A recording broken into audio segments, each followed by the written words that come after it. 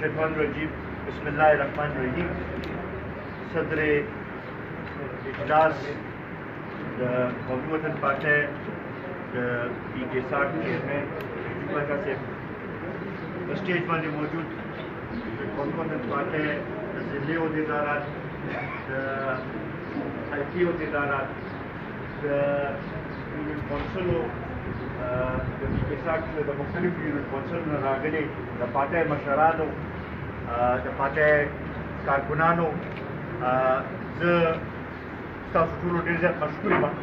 چې په دې لږ تنګ وخت کې راغلی او په دې میټینګ کې شریک شوی. بنیادي مقصد نن دلته کې د راغونډېدو دا و چې مونږ د خپل تنظیمي لږه جایزه واخلو چونکې PK60 تنظیم هم لږ لیټ جوړ شوی او ټایم ورته لږ کم میلاو شوی. زما به دا درخواست وي چې چیرمین صاحب ته او د هغوی ټولې کابینې ته چې دا په میاشت کې دننه کم یونین کونسلې چې پاتې دي کم ویلیج کونسلې چې پاتې دي چې دا کمپلیټ کړي ځکه چې څو پورې چې تنظیمونه پوره جوړ نه شي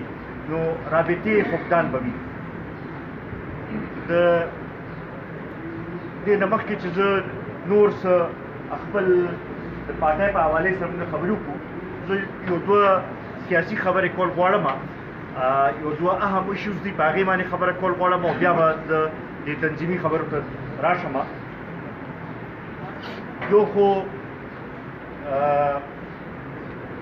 پرون په بنو کې د قومي وطن پارټۍ یو ډېر ښه کارکون او ډېر ښه ملګری د جاني خیل د کومه جرګه چې جوړه شوې ده د هغې سرکرده رکن مو ملک نصیب صاحب هغه چاویشتی دی. مونږ د هغې د هغه کسانو د ګرفتارۍ هم مطالبه کوو او سره د دې واقعي مذمت هم کوو او دا ډیمانډ کوو چې د جاني خیل کوم قوم چې دی د هغوی سره حکومت یو معاهده کړې وه چې هغوی به امن قایم کوي او د هغې بار چې دی د هغې خلاف ورزي کېږي لګیا ده او موږ دا ګڼو چې چونکې حکومت په دې کې هغه شانتې انټرسټ نه اخلي هغه توجه نه ورکوي لګیا ده نو بار دا حالات هلته کې خرابېږي لګیا دي. اوس هم هلته کې په جاني خیل کې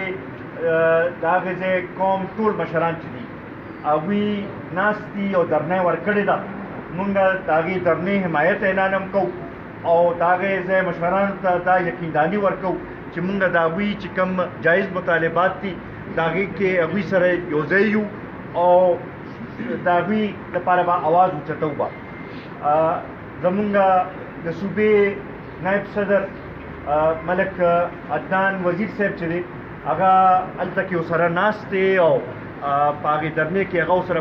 مکمل شریک هم دی. دې نه مخکې هم هلته کې واقعات شوي وو د هغې کې هم عدنان وزیر صاحب چې دی یو بھرپور کردار ادا کړی او بیا د حکومت سره چې کوم معاهده هم شوی و په هغې کې هم هغوی یو کردار ادا کړی. اوس بیا چې د هغې خلاف ورزي شوې ده نو هغه په هغې کې کردار ادا کوي. مونږ دا حکومت ته ویل غواړو چې که داسې تاسو د خاص کر زمونږ قبایلو کې چې کوم مسایل دي هغې طرف ته تاسو توجه ورنه کړه نو هلته کې به احساس محرومۍ کې اضافه کېږي او د هغې سره چې دی به نور به هم چې دی دا حالات چې دی خرابېږي به نو پکار دا دی چې حکومت دغې طرف ته توجه ورکړي. دې سره چونکې شب قدر تحصیل کې ناست شو لنډ را سره مومند ایجنسي هم ده او اوس خو مومند ضلع ده چې د مرج ډسټرکټس په حوالې سره هم چې حکومت کم وعدې کړې وې کمې خبرې کړې وې مونږ ته اوسه پورې په هغې باندې څه ښکاره نه شو چې عمل شوي. مونږ دا مطالبه کوو چې دغې طرف ته د توجه ورکړی شي او کمې وعدې چې دوی کړې وې هغه د سر ته ورسوي ځکه چې که دا اوډه شو نو هلته کې به په خلکو کې مایوسۍ کې اضافه کېږي او هغې سره به حالات نور هم خرابېږي. دې لپاره د قومي وطن پارټۍ ړخه به مونږ زر ته زره یو آل پارټیز کانفرنس به هم راغواړو او په هغې کې به دا غوښتنه به کوو چې کومې وعدې شوې وې هغه زموږ د قبایلو وروڼو سره هغه سرته رسول پکار یو بل اهم ایشو چې هغه زموږ د ټولې صوبې سره تعلق ساتي. تاسو به کتلي چې نن یو څو ورځې مخکې سند حکومت مطالبه کړې ده چې یاره د 1991 چې کوم د اوبو تقسیم معاهده شوې وه د هغې مطابق موږ ته اوس اوبه نه میلاوېږي او موږ ته خپل حصه نه میلاوېږي. سند حکومت خو اوس دا مطالبه کوي او اوس نه اواز اوچتوي لګیا دي. موږ ته خو چې کله نه دا معاهده شوې ده زموږ صوبې ته هغه خپل حق نه میلاو شوی. هغې وخت کې چې دا معاهده کله شوې وه دا خبر شوې وه چې بهی کومې صوبې ته چې څومره اوبو حصه میلو شي که هغه اوبه بل چا استعمال کړي بلې صوبې استعمال کړي نو د هغې پیسې به چې دي هغه به هغې صوبې ته ورکوي چې د چا حق موږ ته نه هغه پیسې میلو شوي دي نه خپل حصې اوبه پوره میلو شوي. بیا ورسره دا یو هغه وخت سره فیصله هم شوې وه چې موږ به هرې صوبې له د خپل نظام بهتر کولو لپاره یو غټه منصوبه ورکوو چې هغه خپل نظام جوړ کړي او د خپل حصې اوبه چې دی هغه استعمال کړی شي. پنجاب ته پای کې منصوبه میلو شوه، سند ته پای کې منصوبه میلو شوه، بلوچستان ته پای کې منصوبه میلو شوه، خو زمونږ هغه صوبه بدقسمته صوبه ده چې هغې ته اوس پورې پای کې حصه نه ده میلو شوې. تېر چې زه کله د اباشۍ وزیر وم ما دا خبره مرکز سره اوچته کړه او په هغه وخت سره چې مونږ حساب ولګو نو تقریبا 200 ارب روپۍ زمونږ جوړېدې مرکز ته چې هغوی به مونږ له راکړې وې. مونږ د هغې په بدل کې د چشمه رایټ بینک کنال چې هغه د 120 ارب روپو منصوبه وه هغه هم ترې وغوښتله چې بهی تاسو ویلي وو چې بهی مونږ به یو منصوبه تاسو راکوو نو مونږ دا کم از کم دا منصوبه وکړئ. هغه وخت چې کوم وزیر خزانه او اسحاقدار هغه ما سره ومنله او هغه شی چې دی په هغه په بجټ کې هغوی وامچو. دا پی ټي آی حکومت چې راغی دوی هغه منصوبه بیا د بجټ نه وایستله. زمونږ د صوبې حکومت چې دی هغه خو نه د خپل حقوقو تپوس کولی شي نه په هغې باندې پوهېږي نه د هغې لپاره اواز اوچتوي لګیا دی. مونږ دا ګڼو چې چونکې زمونږ ټوله صوبه یو زرعي صوبه ده او په دې کې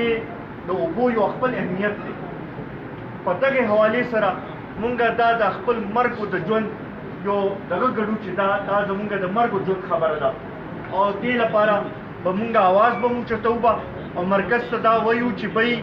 1991 ایوارډ که سند خبره کوي او هغوی وایي چې دوباره ایکارډ وکړئ هغه ایکارډ به هله کېږي چې مخکې زمونږ حصه مونږ له راکړئ هغې نه پس به بیا نورې خبرې کوو او سره چې کومه منصوبه مونږ سره تاسو منلې وه هغه هم زمونږ صوبې ته میلاوېدل پکار دي چې زمونږ دا صوبه چې دا ترقي وکړي. همیشه به مونږ قربانۍ ورکوو او نور به فایده اوچتوي دې ته نور مونږ اوس تیار نه یو. عزتمندو دې سره په صوبې حکومت رخه په تاسو وینئ چې ډېر ورځو نه یو دغه شروع شوی دی چې یاره مونږ صحت کارت پروګرام شو. په دې صحت کارت پروګرام کې چې کومې ګپلې روانې دي هغه هم تاسو ته پته ده. داسې هسپتالونه پکې اچولي شوي دي چې هغه لا تیار هم نه دي او په هغې لسټ کې اچولي شوي دي. دلته کې ستاسو په علاقې کې یو داسې هسپتال پای کې اچول شوی دی. مونږ دا مطالبه کوو چې د دې مکمل تحقیقات دې وشي او بل سره چې کم صحت کارت میلاویږي د هغې هغه مریضانو ته هم پوره حساب کتاب میلاوېدل پکار دي چې څومره پیسې په هغه هسپتال کې ولګي ځکه چې دې نه د کم از کم دا کم غیر سرکاري هسپتالونه چې دي هغوی د یو کاروبار ذریعه جوړه کړې ده او چې کم مریض لاړ شي که د 10,000 روپو خرچ ملته کې وشي 1,00,000 روپۍ ټکټ شي او هغوی ته خپل دغه یو سلسله شروع کړې ده. مونږ د دې شي تحقیقات غواړو چې دا د های کورټ او نیب د دې تحقیقات وکړي او ودېښیي چې بهی د دې کومې ادارې چې دې کې اچولې شوي دي چې هغه په کوم د هغې څه کرایټیریا ده او په هغې باندې آیا عمل شوی دی او که نه دی شوی او دا کوم مریضانو ته هم چې کوم دغه کېږي چې هغه پیسې چې دي هغه صحیح طریقې سره خلکو باندې خرڅ کېږي لګیا دي او که نه د دې تحقیقات پکار دی. عزتمندو اوس به د خپل د پاټۍ دې خبرو ته راشو. په دې خوشحاله یم چې نن د هر یونین کونسل نمایندګي شته. شکیل باچا صاحب ته هم دا درخواست چې یو خو تاسو مخکې د حلقې میټینګ دی هغه ریګولر شروع کړئ چې تاسو میټینګ کوئ او پای کې یونین کونسل راغواړئ او هغوی نه بار بار تپوس کوئ د تنظیمونو نو هغوی به هم چې دی بیا دغه کوي به میټینګ به ریګولر کوي به او تاسو ته به جواب دی به بل به مې دا درخواست چې د حلقې ټول تنظیم د یونین کونسلو څومره عهدیداران چې دي د ویلیج کونسلو څومره عهدیداران چې دي د ضلعې چې کوم عهدیداران دي چې هر یو کس کم از کم په خپل کور باندې جنډه ولګوي چې دا ښکاره کېدل شروع شي چې یاره مونږ یو پارټۍ سره تعلق ساتو او مونږ چې دی چې خلکو ته پته لګي چې یاره دا قومي وطن پارټۍ کارکن دی. دغې سره سره د یونین کونسلو کوم تنظیمونه چې جوړ شي هغوی ته به مې دا درخواست چې هره میاشت یو میټینګ ضروري پکار دی او زر ته زره د ویلیج کونسلو تنظیمونه چې دي چې دا سر ته ورسولی شي ځکه زه غواړم چې د دې جون اخر کې یا د جولای په لومړنۍ هفته کې چې مونږ دا ټول د ویلیج کونسلو تنظیمونه یونین کونسلو ټول تنظیمونه د حلقې ټول تنظیم چې دی چې د دې یو کنوینشن وکړو هغې ته مشر راوغواړو او په هغې کې هر یو ویلیج کونسل سره هر یو یونین کونسل سره هغه ملاقات وکړي او خبرې وکړي د دغې لپاره پکار چې مونږ تیاری شروع دې سره سره زه دا هم غواړم چې شکیل باچا صاحب چونکې وکیل هم دی او دې وخت کې د شوکت دربار کې یو اهم ذموارۍ ورسره دي چې د وکیلانو را تنظیم چې دی چې دا هم لږ فعال جوړ کړی شي چې دا سلسله روانه شي ورسره د حلقې په سطح باندې پکار چې د زنانو تنظیم هم چې دی چې دې له مونږ کار شروع کړو ځکه چې دا مونږ لیدلي چې الیکشن په وخت کې اکثر مونږ ته چې بیا کمزورتیا راځي یا کمی راځي هغه د زنانو دغه راځي چې دې لپاره هم چې دی چې مونږ کار شروع کړو یا د ځوانانو تنظیم هم چې دی هغه هم پکار دی چې هغه هم جوړ کړی شي او د سټوډنټس کوم تنظیم دی چې هغه هم سر ته ورسوو ورسره زما به دا دغې چې یو سیاسي کمیټي دلته کې مونږ جوړه کړو چې هغه مختلف خلکو باندې ګرځي جرګې هم کوي دعوت هم ورکوي که کوم ځای کې زموږ د ملګرو په منځ کې اختلافات وي هغې کې هم هغوی روغه جوړه کوي دغه شانتې که کوم ملګري داسې څوک ناست دي فعال دی چې هغوی پسې هم ورځي او چې هغوی هم فعال کوي نو زما به دا دغې چې که فیاض ایډوکیټ صاحب د دې کمیټۍ مشر شي ورسره په دې کمیټۍ کې ملتان ماما چې دی چې هغه مونږ واخلو امیر نواز خان پکې واخلو ملک اشفاق شو او اخترګل خان نوی مونږ سره شامل شوی دی هغوی ته مونږ هرکلی هم وایو نور هم چې کوم ملګري مونږ سره شامل شوي دي جمشید خان پرې دي ملک صاحب پرې دي نور داسې چې کوم سره په دې دوران کې شامل شوي هغوی ته هم دې میټینګ کې لومړنۍ میټینګ کې شرکت باندې هرکلی وایو مونږ به غواړو چې دوی هم دې کې شامل شي او سره زما به شکیل باچا ته دا دغې چې دوی ورسره کوارډینیشن پکې کوي چې دې کمیټۍ سره چې دوی وګرځي او دا سلسله دغه کې دې کې یو فیاض خان ملک ظهور صاحب هم چې دغه نه چې دی هغوی هم چې پکې واچو زما خیال دی هغوی هم ډېر کار شروع کړی دی او ډېرې رابطې دغه کړي دي او جمشید خان هم پکې واخلی نو دا کمیټي به دغه شي نور هم تاسو وګورئ دا تاسو ته اختیار شي په دې کې که نور ایکسټینشن هم تاسو کول غواړئ تاسو دا ایکسټینشن پکې